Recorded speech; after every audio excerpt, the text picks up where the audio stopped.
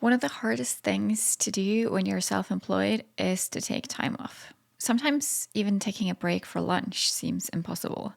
Other times it feels unimaginable to be able to take time off in the middle of busy season. Taking breaks is not only important for our health, of course, and social life, it helps us to be more productive and creative. Still, it's the first thing to go when we're feeling stressed and meeting too many demands. We know this, but why is it so hard to do anything about it? You're listening to Sustainable Photography, a podcast all about business tips, inspiration, and confidence building. I'm Ingvild Kolnes, the host of this podcast, and after over a decade as a photographer, I now help talented photographers run sustainable businesses. And for full transparency, you should know that I'm a mentor with paid offers, and I will probably mention some of those in this episode. I think a huge part of not being able to take breaks is all about mindset. You might think that if you take time off, you're missing out on bookings and income. And short term, that might be true. Long term, though, having a wait list, turning people away, and having time off to regain energy and creativity will get you a lot further. What do you think, though? I also think that if it was just the work itself, it would be easier. But as a self-employed person, you not only have to do the assignments, but you have to get the assignments. Meaning you have to do marketing and you have to go through the booking process.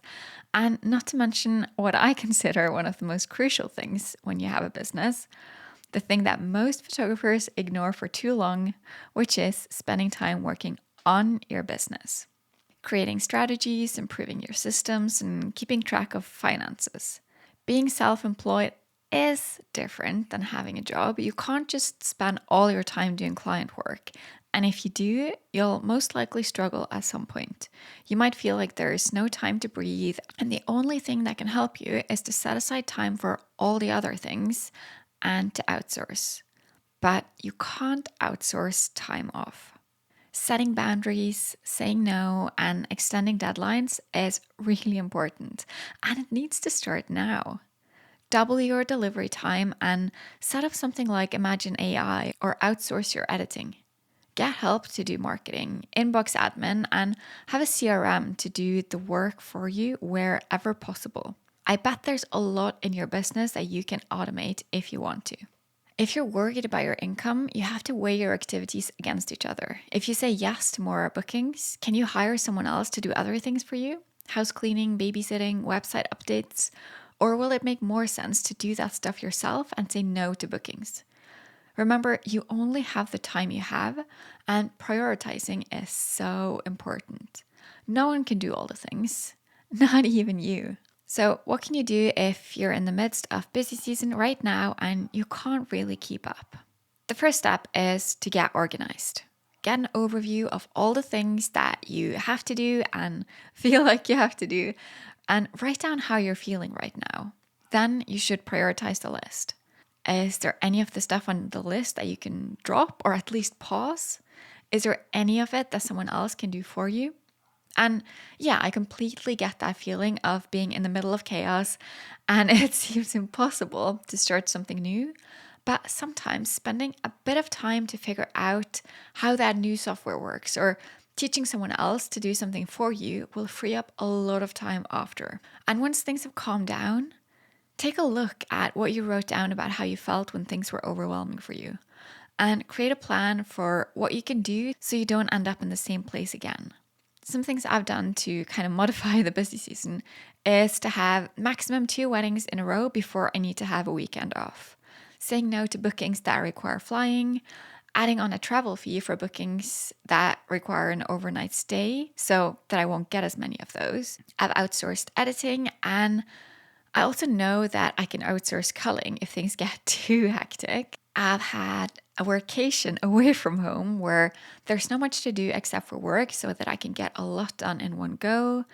I've ordered a food delivery service like HelloFresh. Having a batch working calendar has really freed up my mind, so I really recommend that.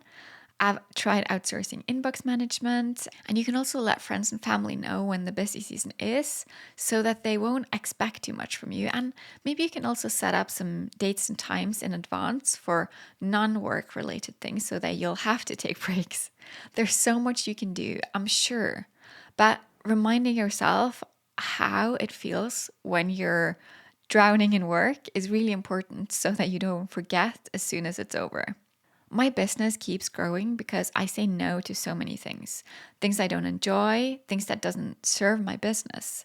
And I make sure that I have a lot longer deadlines than I think I need so that I don't get too stressed and so that I have time for all the other things that I need to do that isn't client work. I also make sure that I outsource whatever I can right now, but I still don't want to say no to the things I want to do. That's one of my big problems. Right after I recorded the last solo episode, I went to the doctor and I said that I was feeling overwhelmed and I just can't stop myself from taking on more work. I enjoy everything I do and I just want to do more of it. And even when I'm trying to relax and do other things, it kind of just pushes me even more to just do more. My doctor asked if I'd ever thought that I have ADHD, and I definitely have, so I just got so relieved.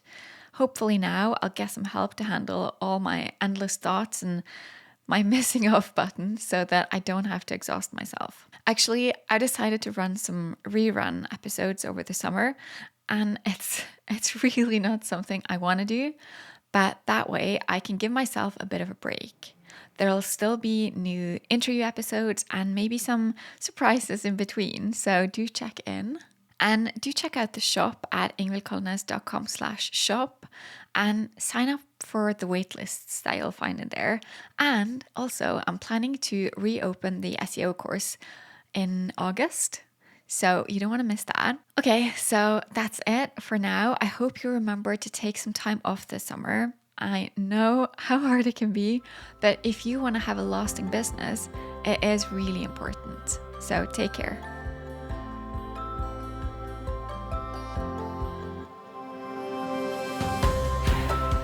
You just listened to an episode of Sustainable Photography. Please share this episode with a photographer you care about.